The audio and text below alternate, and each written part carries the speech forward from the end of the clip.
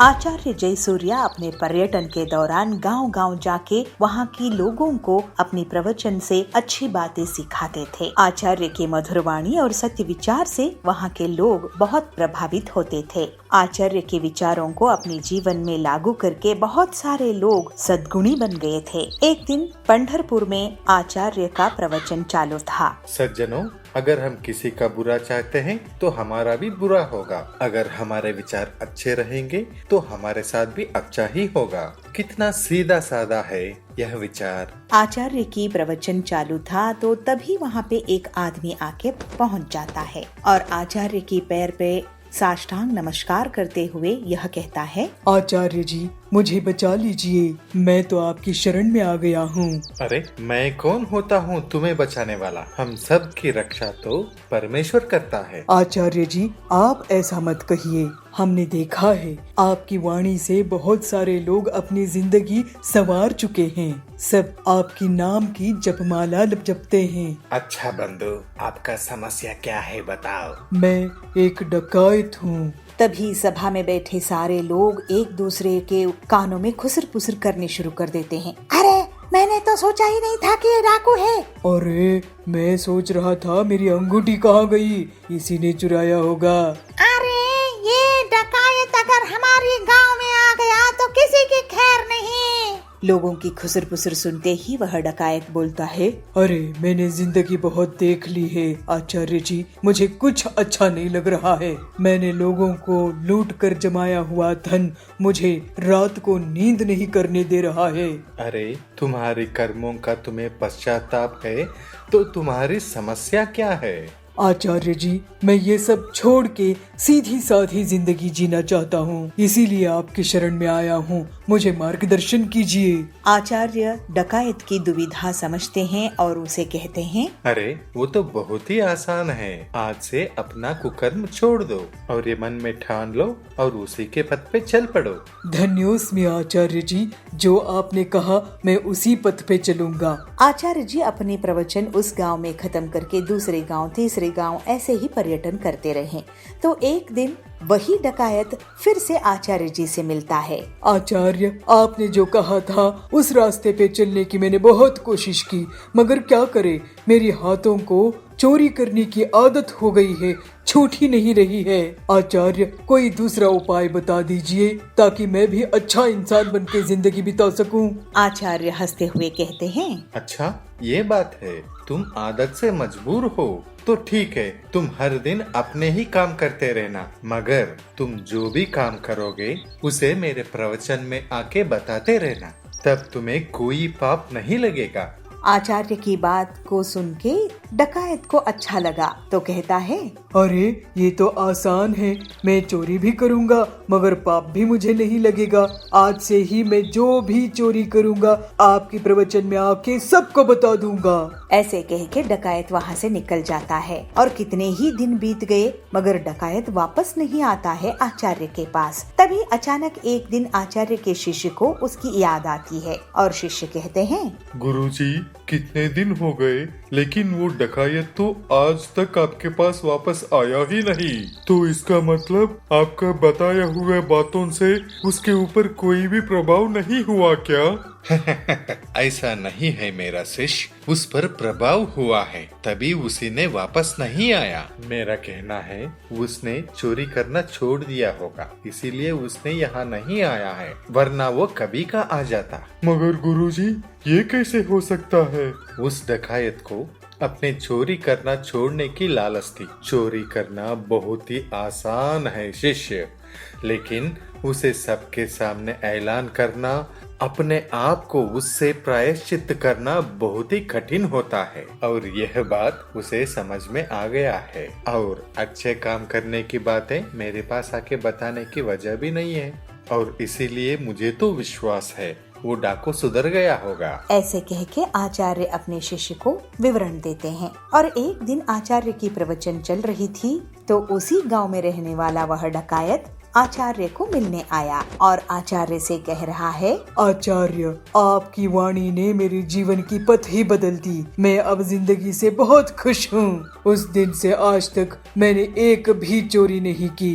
भले ही मैं कुछ दिन भूखा था, मगर आज मैं कष्ट से अपनी जिंदगी को संवार रहा हूँ। कहते हैं ना, श्रम का फल मीठा होता है, तो मुझे भी यह श्रम बहुत आनंद दे रहा है। आपके आशीर्वाद मुझ पर सदा ऐसे ही बने रहे आचार्य। ऐसे कह के साष्टांग नमस्कार करता है। यह बातें सुनकर आचार्य की मन भी बहुत प्रसन्न हुआ और वह डकायत को कहते हैं, अब तुम्हें कोई प्रायश्चित की जरूरत नहीं है। अब तो तुम सदाचारी बन गए हो। तुम सदा सुखी रहो। ऐसे कहते हुए आचार्य अपने प्रवचन के लिए अगले गांव निकल पड़ते हैं।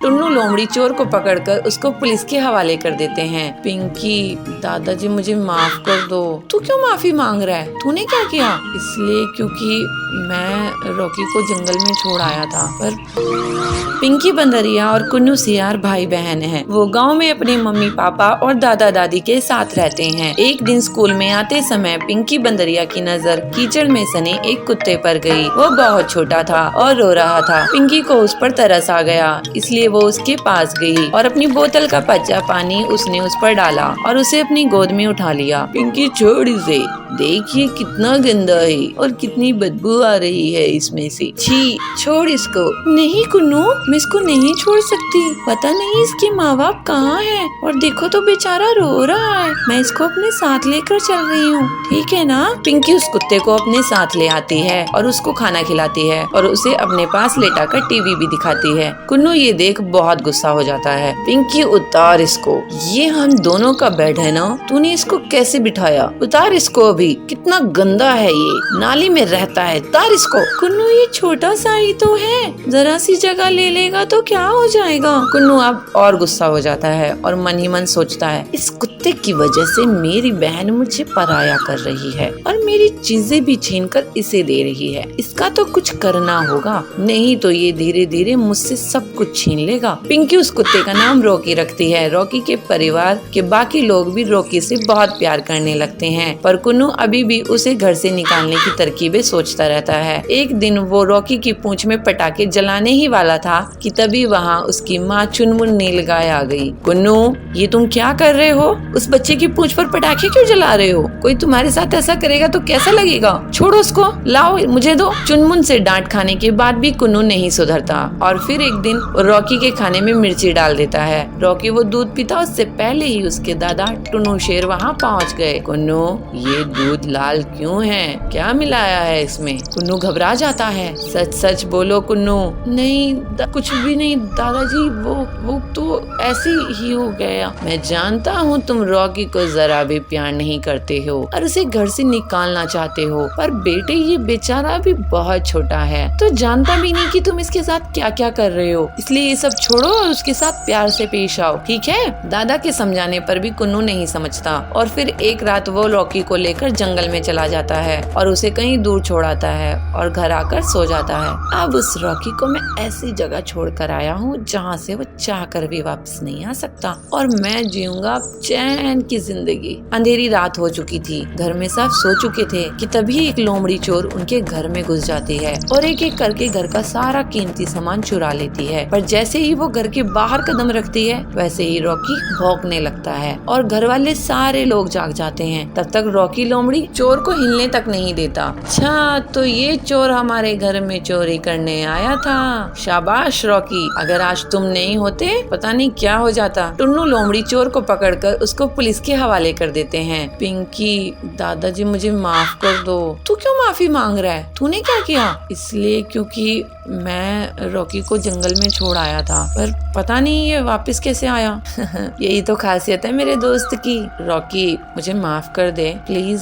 सॉरी यार, अब हम दोस्त बन सकते हैं, तू दोस्ती करेगा मेरे से? रॉकी अपना एक पैर आगे बढ़ाता है और अब दोनों के बीच दोस्ती हो जाती है। रॉकी कुन्नू का भी दोस्त बन जाता है और फिर सब खुशी खुशी रहते हैं। अरे मुझे पागल समझ के रखी हो क्या पीलू चिड़िया? मैं तुम्हें सीक्रेट क्यों बताऊं? मैं अपना क्या नुकसान कर लूं? अभी चलो भागो यहाँ से। अरे ये कालू क्या कर रहा है? पक्षियों के अंडे क्यों चुरा रहा है? एक जंगल में पीलू चिड़िया अपने पति बबलू के साथ रहा करती थी। पीलू वड़ा पाव बेचकर अपना घर का खर्च चलाया करती थी। जंगल के पक्षी पीलू चिड़िया के ठेले से वड़ा पाव खरीदकर मजे से खाते थे। पीलू के वड़ा पाव की बिक्री देखकर कालू कौवा उससे बहुत जलता था और एक दिन कालू कौवे ने भी अपना ठेला पीलू के ठेले के सामने लगा दिया। कालू आवाज लगाकर वड़ा पाव बेचना शुरू कर देता है। आओ आओ वड़ा पाव खाओ, गर्मा गर्म पंजाबी वड़ा पाव खाओ। अरे हरिया काका इधर आओ इधर आओ। वहाँ कहाँ जा रहे हो वड़ा पाव खाने? अरे मेरा वड़ा पाव खाओगे तो सब खाना भूल जाओगे। इस तरह से कालू के आवाज देने पर हरिया काका उसके पास जाते हैं। अरे कालू तूने भी वड़ा पाव की दुकान लगा ली? देखूं तो सही तेरे वड़ा पाव में कितना दम है, जरा एक प्लेट दे। अगर अच्छे नहीं हुए तो मैं तुझे पैसे नहीं दूंगा। अरे हरिया काका एक बार खा के तो देखो, डबल लोगे।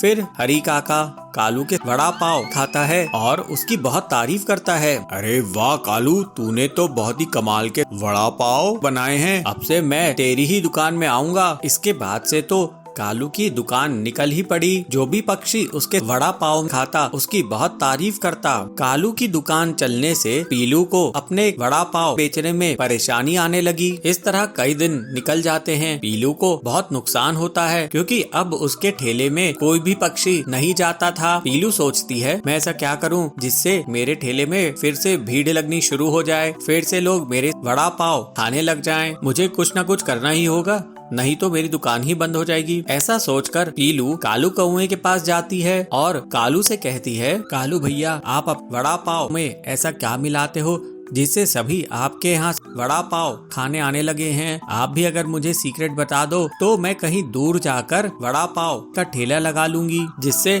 मेरी भी आमदनी फिर से शुरू हो सके। ऐसा सुनकर कालू उस पर गुस्सा करता है। अरे मुझे पागल समझ के रखी हो क्या पीलू चिड़िया? मैं तुम्हें सीक्रेट क्यों बताऊं? मैं अपना क्या नुकसान कर लूं? अभी चलो भागो यहाँ से। इस तरह से पीलू दुखी होकर वापस अपने ठेले पर आती है और सोचती है लगता है अब तो मुझे अपना ठेला बंद करना ही होगा। फिर पीलू शाम में अपनी दुकान बंद करके घर की ओर लौट रही थी। तभी पीलू की नजर कालू पर पड़ती है और पीलू कालू का पीछा करने लगती है। वो देखती है कि कालू दूसरे पक्षियों के घोंसले से उनके अंडे चुरा रहा है। पीलू सोचती है अरे ये कालू क्या कर रहा है, पक्षियों के अंडे क्यों चुरा रहा है। फिर पीलू कालू का पीछा करते हुए उसके घर तक पहुँच जाती है और देखती है कालू अंडों को ले जाकर वड़ा पाव के मसाले में फोड़कर मिला देता था। पीलू ये देखकर चौंक जाती है। वो सोचती है ओह ये राज है कालू के वड़ा पाव के स्वादिष्ट होने का, ये तो बहुत गलत बात है। फिर पीलू तुरंत उड़कर पक्षियों के पास जाती है और उन्हें पूरा सच सच बता देती है। चिड़िया पीलू से कहती है, पीलू बहन कल ही मेरे दोनों अंडे चोरी हो गए थे, मुझे लगा कि दुष्ट चीलू ने उन्हें चुरा कर ले गया है। दूसरी चिड़िया कहती है, हाँ हाँ बहन, परसों मेरे भी अंडे मेरे घोंसले से गायब हो गए थे, मुझे लगा कि कोई नाग सांप लेके चला गया है।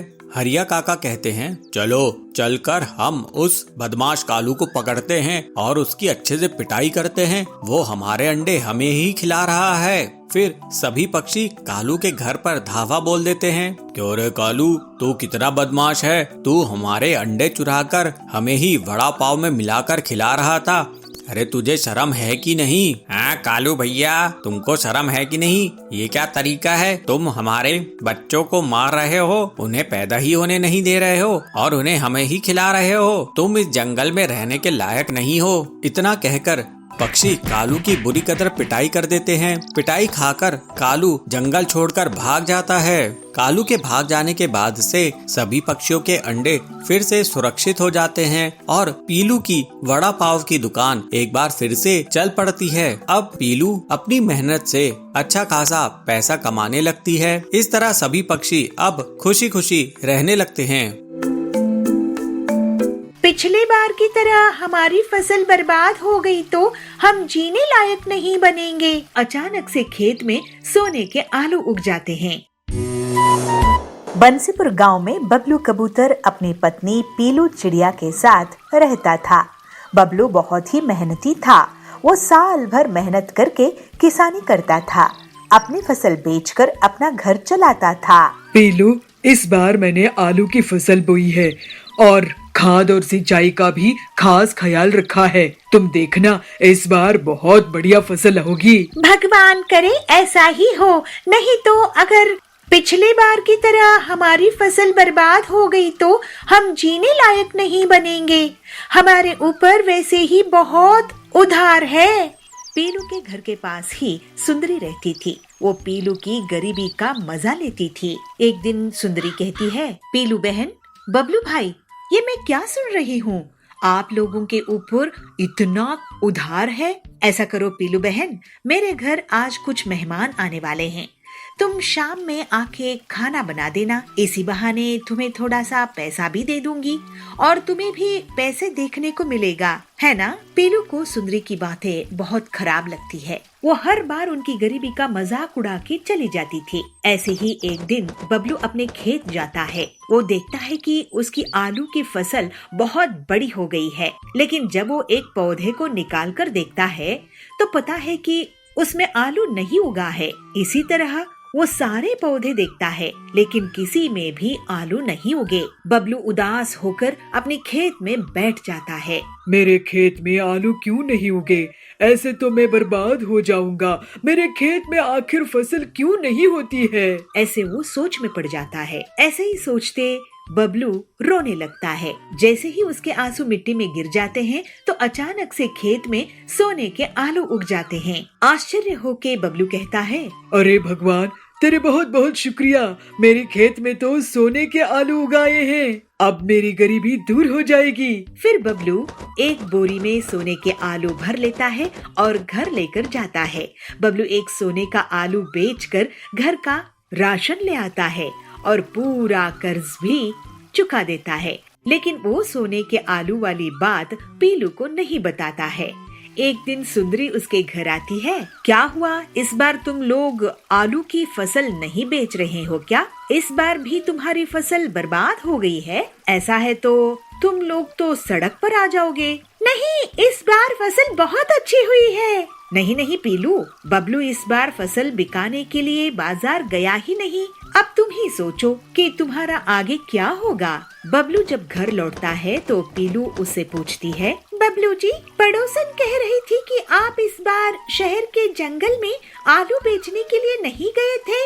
अगर हमारी आलू की फसल हुई ही नहीं है तो अपने घर का राशन कहाँ से लेकर आए हो? इसके बाद बबलू पीलू को सोने के आलू से भरी हुई एक बोरी दिखाता है। खिड़की में से सुंदरी भी उस सोने के आलू की बोरी को देख लेती है। अरे, इनके पास तो बोरी भरकर सोना है, ये तो मेरे पास होना चाहिए। ऐसा सोचकर वो उनके घर जाती है। तुम दोनों गरीबों को खाना नसीब हो रहा होगा। ऐसा करो, तुम मेरे घर खाना खाने आ जाओ। सुंदरी को पीलू और बबलू मना नहीं कर पाते हैं और उसके घर चले जाते हैं। वहाँ सुंदरी उन्हें बहुत बड़ी थाली परोसकर लेकर आती है और उन्हें खाने के लिए देती है। जब दोनों पति पत्नी खा रहे होते हैं, वो चुपचाप उनके घर चली जाती है और सोने के आलू चुराने की कोशिश करती है। लेकिन जैसे ही वो आलू उठाती है, एक आलू पत्थर में बदल जाता है और उसके पैर पर गिर जाता है। उसके चीखने की आवाज सुनकर पीलू और बबलू वहाँ जाते हैं। सुंदरी वहाँ से भाग जाती है। तभी तो मैं सोचूं कि हमेशा हमारी गरीबी का मजाक उड़ाने वाली हमें आज दावत क्यों दे रही है? हमारे पीछे से हमारी सोने की आलू चुराना चाहती थी। ये सुंदरी बहुत लालची है। इसके पास सब कुछ है, लेकिन ये लालच करना नहीं छोड़ती है। इसी वजह से ये आलू पत्थर में बदल गया था। हाँ बबलू जी, आप सही कह रहे हो, लेकिन ये आलू जब तक हमारे घर में रहेंगे, ये हमारे लिए मुसीबत के बीज बन जाएंगे। चलिए इन्हें खेत में गाड़ कर छुपा देते हैं। फिर दोनों पति पत्नी खेत में सोने के आलू छुपा देते हैं। बंटी बहुत मेहनती और ईमानदार था। इसी वजह से उसकी शुद्ध भावनाओं में निकले आंसू से सोने के आलू खेत में उग आए थे। वहीं दूसरी तरफ सुंदरी का मन काला था। इसी वजह से उसके छूते ही सोने के आलू पत्थर में बदल गए। अब बबलू और पीलू की गरीबी दूर हो गई थी और वो दोनों खुशी खुशी रहने लगे। हमारी गाड़ी बाजार आपके पास एक फोन कॉल में खुद ही चल कर आएगी, आपको ऑनलाइन ऑर्डर करने की परेशानी से बचाएगी। हीरापुर गांव के जंगल में कड़क सेठ बहुत ही अमीर, लालची और धोखेबाज सेठ था। उसके बेहिसाब संपत्ति थी। पेट्रोल पंप, फिल्म थिएटर, गाड़ियों का कारोबार, सोने हीरे की दुकानें वगैरह थी। कड़क जल्द ही एक मॉल भी शुरू कर देता है। पीलू उसी गांव में एक छोटी सी किराना दुकान चलाती थी, लेकिन आजकल उसकी दुकान में भीड़ नहीं रहती थी। वो काफी परेशान रहने लगी। उसी समय टिल्लू आता है। पेला दे दे, एक कोल्ड ड्रिंक देना तो। ये लो कोल्ड ड्रिंक। टिल्लू भैया, आजकल ज्यादा लोग मेरी दुकान में आते नहीं हैं। क्या तुम बता सकते हो ऐसा क्यों है? हाँ, आजकल क्या है ना, सभी चीज ऑनलाइन ही मिल जाती है। माचिस से लेकर कार तक सब कुछ ऑनलाइन इंटरनेट में मिल जाता है। और देखो, एक डिलीवरी बॉय जा रहा है। अच्छा, तो ये लोग हैं जो सामान डिलीवर करते हैं ऑनलाइन कंपनियों के लिए। लेकिन इसमें हम छोटे दुकानदारों का क्या फायदा है? तुम ऐसा करो कि किसी मेन मार्केट जगह में अपनी दुकान लगा लो। बड़ी दुकानों में भीड़ रहेगी, कुछ लोग तुम्हारे यहाँ भी आ जाएंगे। इसके बाद पीलू घर आके अपने पति बंटी को सब कुछ बताती है। तो बंटी कहता है, कड़क सेठ का मॉल इस जंगल में बहुत चलता है, क्यों ना तुम उसी के बगल में दुकान खोल लो, पैसों का इंतजाम मैं कर दूंगा। लेकिन कड़क सेठ बहुत चालाक था। जैसे ही उसे पता चला कि पीलू उसके मॉल के बगल में दुकान खोलना चाहती है, तो वो उसे एक सौदा कर लेता है। देखो बंटी, पीलू मेरे मॉल के सामने तुम्हारी दुकान की कोई औकात नहीं रहेगी। तुम एक दुकान मुझसे खरीद लो 5 लाख रुपए में, उसी में तुम्हारी भलाई है। अगर आप हमें 5 लाख में दुकान देंगे तो हम ले लेंगे कड़क सेठ। तो पीलू कहती है, ठीक है, हम ऐसा ही करते हैं। लेकिन बहुत दिन गुजर जाने के बाद भी उनकी दुकान उन्हें कड़क सेठ नहीं देता है। दोनों पति पत्नी उसके पास जाते हैं। कड़क सेठ, आप हमें हमारा पैसा वापस दे दीजिए, हमें आपसे दुकान नहीं खरीदनी है। ठीक है, ये लो 1 लाख रुपए। पीलू कहती है, लेकिन हमने आपको 5 लाख दिए थे ना। तो कड़क कहता है, तो मैंने कहा है क्या बुकिंग कैंसिल कराने के लिए? अब बुकिंग करोगे तो 10 लाख लूंगा। चलो भागो यहाँ से, नहीं तो ये भी नहीं दूंगा। दोनों पति पत्नी दुखी मन से घर आते हैं। तो पीलू कहती है, अब हम क्या करेंगे जी, हमारी पूरी संपत्ति खर्च हो गई है। मुझे सोचने दो, कोई न कोई रास्ता तो निकलना होगा। फिर बंटी अपने दोस्त हरिया के पास जाता है। वो एक ऑटो मैकेनिक था। उसके पास एक पुरानी गाड़ी थी। बंटी अपने दोस्त से पूरी बात कहता है और हरिया उसे उस गाड़ी का उपयोग बताकर एक आइडिया देता है। बंटी बहुत खुश हो जाता है। वो घर आकर पीलू को अपना प्लान बताता है। तो पीलू कहती है, ये तो वाकई बहुत अच्छा प्लान है। अगले दिन बंटी गाड़ी में पूरी किराना दुकान सजाकर निकलता है। लोग बड़ी हैरानी के साथ उसे देखते हैं। तभी जाबाज कहता है, अरे ऐसे सुपरमार्केट तो मैंने पहले कभी नहीं देखा। तो बबली कहता है, वाह वाह बंटी भैया, पीलू दीदी, आप लोगों ने तो कमाल ही कर दिया है। अब से मैं आपके इस गाड़ी सुपर बाजार से ही सामान खरीदूंगा। तो बंटी कहता है, ये गाड़ी सुपर बाजार पूरे जंगल वालों के लिए सबसे सस्ती दुकान है। मॉल भूल आओ, वहाँ का महंगा सामान भूल जाओ। यहाँ गाड़ी सुपर बाजार से किफायती कीमत में सामान खरीदो। हमारी गाड़ी बाजार आपके पास एक फोन कॉल में खुद ही चल कर आएगी, आपको ऑनलाइन ऑर्डर करने की परेशानी से बचाएगी और मॉल जाने की तकलीफ से भी आपको छुट्टी मिलेगी। इस तरह से बंटी और पीलू अपना गाड़ी सुपर बाजार चलाने लगते हैं और जंगल के पक्षी उनको बुला बुलाकर उन्हीं के यहाँ सामान खरीदने लगते हैं। जल्द ही कड़क का महंगा मॉल बुरी तरह से नुकसान में चला जाता है और जो उसने बैंक लोन लिया था वो नहीं चुका पाता है। इस वजह से उसे जेल हो जाती है। फिर पीलू और बबलू हंसी खुशी अपना जीवन बिताने लगते हैं। पीलू चिड़िया को बचपन से ही खाना बनाने का बहुत शौक था। उसके पिताजी लोहे के औजार बनाने का काम करते थे। उसकी माँ सुंदरी उन औजारों को जंगल में बेच कर आती थी। पीलू चिड़िया उन दोनों की गोद ली हुई बेटी थी और वे लोग एक पेड़ की डाल में साथ साथ रहते थे। अरे पीलू, तूने सुबह से कुछ बनाई है कि नहीं? भूख से पेट जोर जोर से दुख रहा है। हाँ माँ, मैंने ये देखिए आज एक नई डिश बनाई है। अरे ये चावल में क्या डाल दी है तूने? ये बिरयानी है माँ, मैंने आज ही सीखी हूँ, एक बार टेस्ट करके तो देखिए। अरे पीलू बिटिया, तू खाने के अलावा कुछ और काम में भी ध्यान दिया कर। जब देखो कुछ न कुछ खाने का बनाती ही रहती है। 1-2 साल बाद तेरी शादी भी तो करनी है, कुछ घर के काम भी तो सीख ले। ओहो, अरे तू तो शर्मा गई। अच्छा चल जा, बाहर जा और भट्टी गरम कर, लोहा पीटना है। पीलू बहुत गुणवान बच्ची है, हमें उस पर गर्व है। वो कुछ न कुछ नया पकवान हमेशा बनाने की कोशिश करती है, लेकिन हम लोग इतने रईस नहीं हैं। अगर रोज रोज इतनी महंगी खाने की चीजें बनेंगी तो पैसे कैसे बचेंगे? चिंता क्यों करते हो जी? बच्ची का भाग्य है, उसके भाग्य में जो होगा वो उसे भगवान जरूर देंगे। मेरे बस की बात होती तो उसे 10वीं कराकर घर में नहीं बैठाता और आगे पढ़ाता। वैसे हमारी पीलू जिस घर में भी जाएगी उस घर को बहुत खुश रखेगी, बस एक अच्छा सा लड़का मिल जाए उसके लिए। अरे हम गरीब लोग हैं, गरीब पेड़ में रहते हैं, गरीब घोंसले में रहते हैं, लड़का भी तो ऐसा ही देखना पड़ेगा ना। जब भी पीलू चिड़िया की माँ की तबीयत खराब हो जाती थी तो पीलू चिड़िया पेड़ की एक डंगाल पर औजारों को बेचने बैठ जाती थी। एक दिन उसे वहाँ भोलू मिला। भोलू उससे कहता है, अरे पीलू, तुम यहाँ क्या कर रही हो?